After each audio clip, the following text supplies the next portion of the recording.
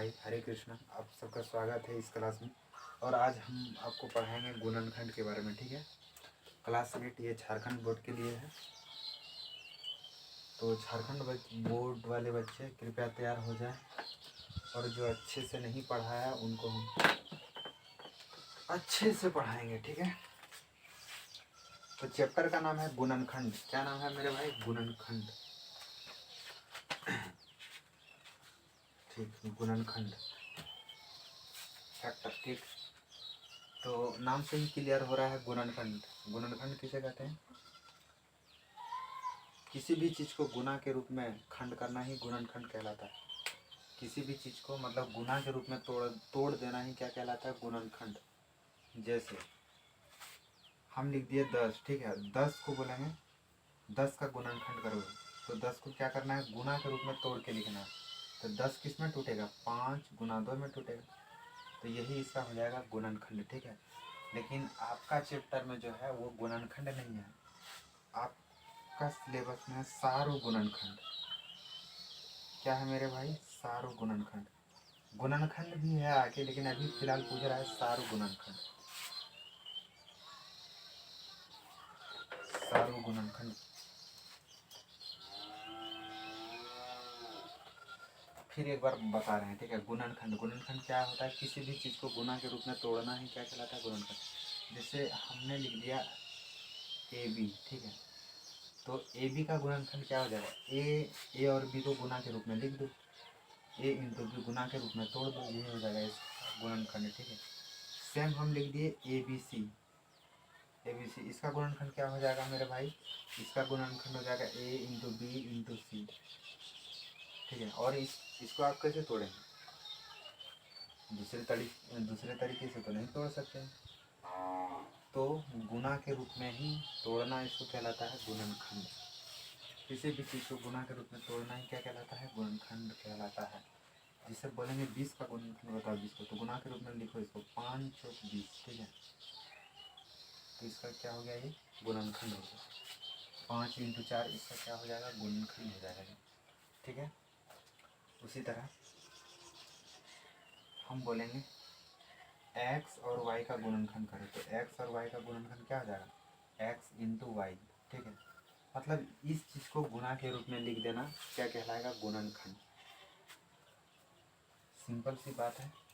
तो आपको पढ़ना है इसमें 7.1। ठीक है, 7.1 में सवाल दिया है, सारो गुणनखंड पूछ रहा है। पहला सवाल में क्या पूछ रहा है मेरे भाई? सारो गुणनखंड। ठीक है, सारो गुणनखंड क्या होता है?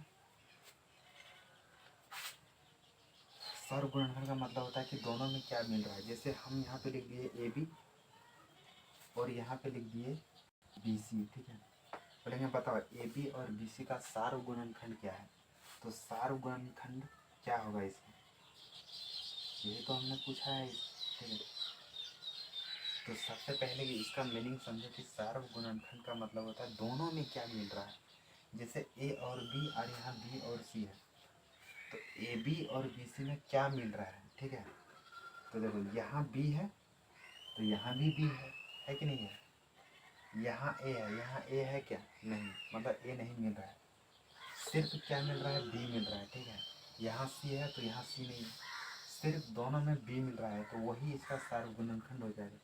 मतलब क्या कहलाएगा? बी ही इसका सार्वगुणनखंड हो जाएगा। ठीक है, अब यहाँ पे हम ए बी सी कर दिए और यहाँ बी सी डी कर दिए। ठीक है, अब बोलेंगे बताओ इसका सार्वगुणनखंड क्या होगा? तो दोनों में देखो कि दोनों में क्या मिल रहा है। यहाँ बी है तो यहाँ भी बी है, तो बी लिख दो, ये हो गया इसका सार्वगुणनखंड। आगे भी चेक करो, यहाँ सी है क्या? वहाँ सी है? हाँ सर यहाँ सी है, तो यहाँ सी भी आएगा, मतलब इसका सार्वगुणनखंड बी सी हो जाएगा। ठीक है, तो उसी तरह आपका 1 नंबर सवाल में दिया हुआ है। 1 नंबर सवाल जो है ना आपका दिया हुआ है 7.1। 7.1 ये झारखंड बोर्ड के विद्यार्थियों के जो है पहला सवाल है। पहला सवाल है, इसका 5x है और 15, ये दोनों का सार्वगुणनखंड पूछा है। तो सबसे पहले क्या करेंगे, यहाँ पे इसमें और इसमें देखना है क्या मिल रहा है। तो यहाँ 5 है, तो यहाँ 5 है क्या, आपको पता नहीं चल रहा है। तो आप क्या करेंगे, सबसे पहले इसको तोड़ के लिखेंगे गुना के रूप में। 5x है और क्या है 15 है, 2 नंबर है, एक 5x दूसरा 15। तो इसको गुना के रूप में लिखो, यानी कि इसको लिख सकते हैं 5 गुना x। इसका गुणनखंड कर दिए, इसका भी गुणनखंड करो, ठीक है। तो इसको लिख सकते हैं 5 गुना 3। अब यहाँ पे चेक करो कि इसमें और इसमें क्या मिल रहा है। तो सर इसमें 5 मिल रहा है और इसमें भी 5 मिल रहा है, तो 5 हो जाएगा इसका सार्वगुणनखंड। बताओ इसमें x है, इसमें x है क्या, नहीं है, तो ये नहीं आएगा x। जो भी मिलेगा दोनों में मिलना चाहिए, वही इसका सार्वगुणनखंड हो जाएगा। तो सार्वगुणनखंड क्या हो जाएगा, सिर्फ 5 हो जाएगा।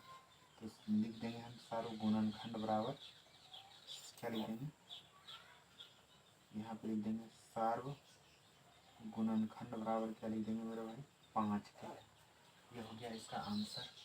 दूसरा नंबर है, दूसरा नंबर प्रश्न में आपका दिया है बहुत ही साफ तरीके से।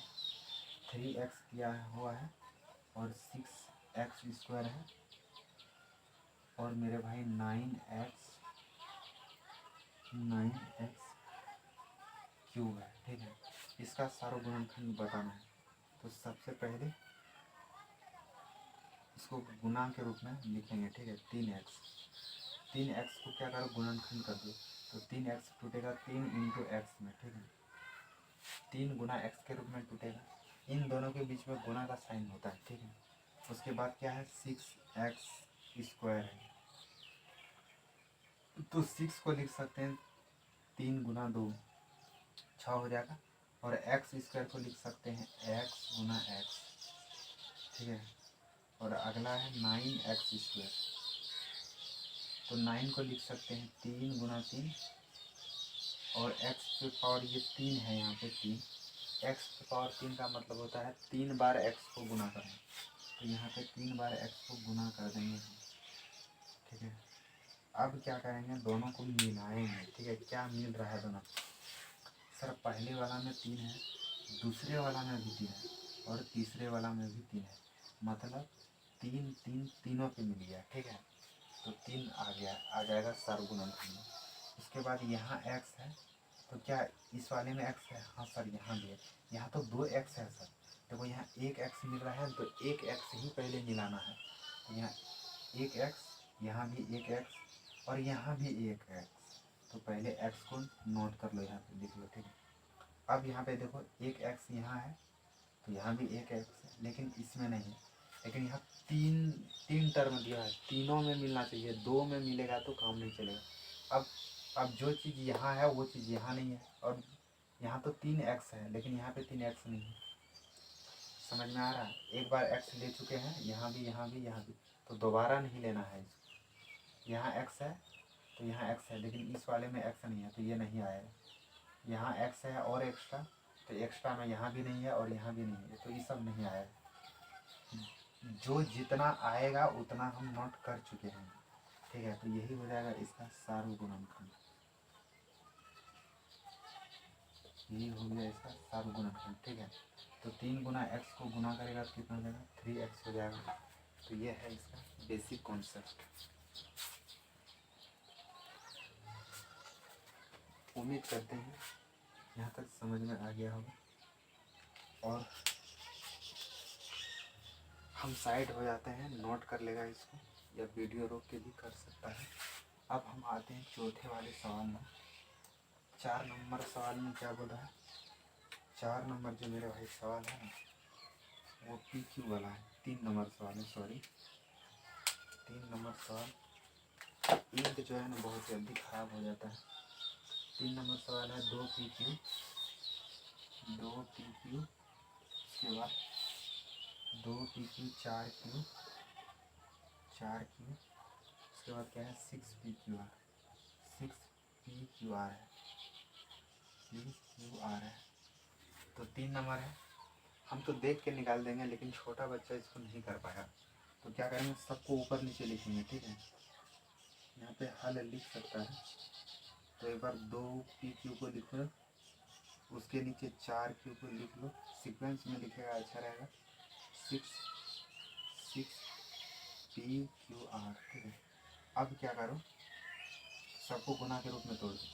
इसको लिख सकते हैं 2 गुना P गुना Q, ठीक है। और इसको लिख सकते हैं 4Q, और इसको लिख सकते हैं 3 गुना 2, 3 दूनी 6 हो जाएगा। उसके बाद गुना P गुना Q गुना R, इस फॉर्म में इसको लिख सकते हैं। अब तीनों पे चेक करना है क्या मिल रहा है,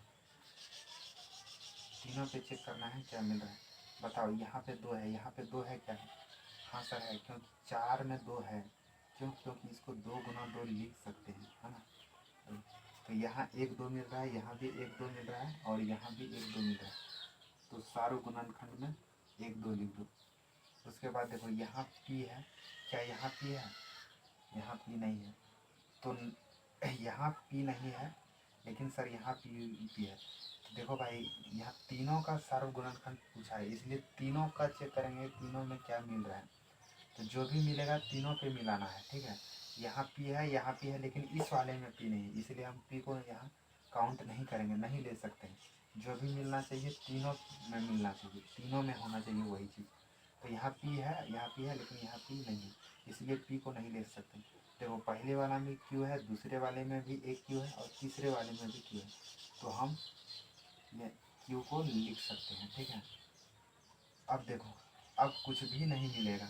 जो चीज़ यहाँ मिलेगा यहाँ नहीं मिलेगा, और जो यहाँ मिलेगा वो इस वाले में नहीं मिलेगा, और इस वाले में भी नहीं मिलेगा।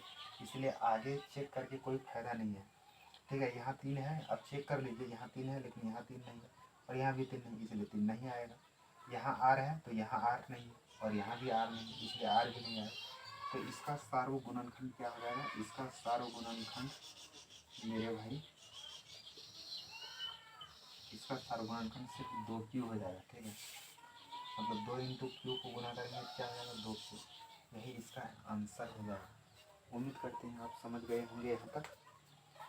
ये तीसरा सवाल हमने बना दिया, और एक सवाल है चौथा है, इसको यहाँ पे बना देते हैं, इसको यहाँ पे बना देते हैं। 4 नंबर सवाल क्या है मेरा भाई? 4 नंबर सवाल है 8x² y, और क्या है? -32x-32y²। इस वाले सवाल में ये नहीं समझिएगा कि 8x² -32xy है, ठीक है। मतलब इस वाले में ये घट रहा है, ये समझने का गलत फहमी नहीं पालिएगा, ठीक है। मतलब यहाँ पे कोमा लगा हुआ है, मतलब दोनों सवाल अलग है, ठीक है। दोनों इसमें अलग है, दोनों अलग अलग है। इसका मतलब ये है, बीच में अगर सिर्फ माइनस रहता तो हम समझते कि इसमें से ये घट रहा है, लेकिन इसमें से ये नहीं घट रहा है। यहाँ पे कोमा का साइन लगा हुआ है, तो ये दोनों अलग अलग है। तो दोनों को ऊपर नीचे लिखेंगे, 8x² y और -32xy² को नीचे लिख देंगे। अब दोनों में देखना है क्या मिल रहा है, ठीक है। अगर इस तरह यहाँ भी 8 है, यहाँ भी 8 है, लेकिन आप नहीं पहचान पाइएगा, इसीलिए हम इसको गुना के रूप में तोड़ देते हैं। तो देखो, इसको लिख सकते हैं 8 इंटू x² को लिख सकते हैं x गुना x, और इसको लिख सकते हैं y, और 32 को लिख सकते हैं 8 चौक 32। तो ये 8 गुना 4 हो जाएगा, 8 चौक 32, और ये x हो जाएगा, और y के पावर 2 है। तो इसका मतलब क्या होता है? y के पावर 2 रहेगा तो y को 2 बार गुना के रूप में लिखना है, y को 2 बार गुना के रूप में लिखना है, यानी कि y गुना y, ठीक है। समझिए। अब चेक कीजिए कि दोनों में क्या मिल रहा है, ऊपर नीचे क्या मिल रहा है। सर यहाँ 8 है, यहाँ भी 8 है, बहुत अच्छा। यहाँ x है, तो यहाँ भी x है, ठीक है। और कुछ मिल रहा है? सर यहाँ एक y है, यहाँ भी एक y मिल गया, ये y एक्स्ट्रा में आ गया, और एक्स्ट्रा में इसमें है ही नहीं, तो इसको नहीं लेना है। अब देखिए, यहाँ एक x बच रहा है, यहाँ पे x नहीं है, तो इस x को भी नहीं लिख सकते हैं, क्योंकि इसमें x एक्स्ट्रा है और इसमें x सिंगल है। इसमें y एक्स्ट्रा है तो इसमें एक्स्ट्रा नहीं है, इसमें x एक्स्ट्रा है तो इसमें x एक्स्ट्रा नहीं है, तो उसको नहीं लिख सकते हैं, एक्स्ट्रा वाले को नहीं, सिर्फ जो मिल रहा है दोनों में वही। तो सार्व गुणनखंड इसका क्या हो जाएगा मेरे भाई? इसका सार्व गुणनखंड, एक तो यहाँ 8 मिल रहा है, यहाँ 8 मिल रहा है, तो 8 को लिख दो, ठीक। आगे आगे क्या लिखेगा? देखो यहाँ पे गुना के रूप में है ना, इसीलिए यहाँ आगे भी गुना का साइन देते हैं। तो यहाँ 8 मिल गया, यहाँ x है, यहाँ भी x मिल गया, तो x को लिख दिए हम।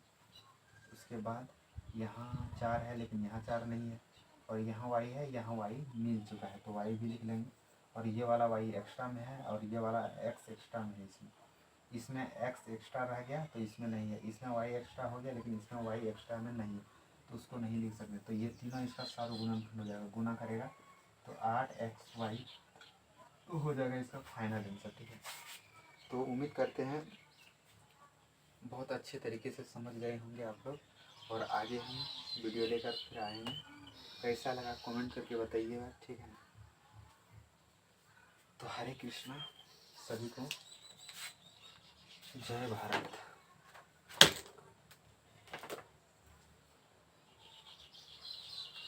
तो आज सावन का तीसरा सोमवारी है और डाक बम की सेवा कीजिए आप लोग।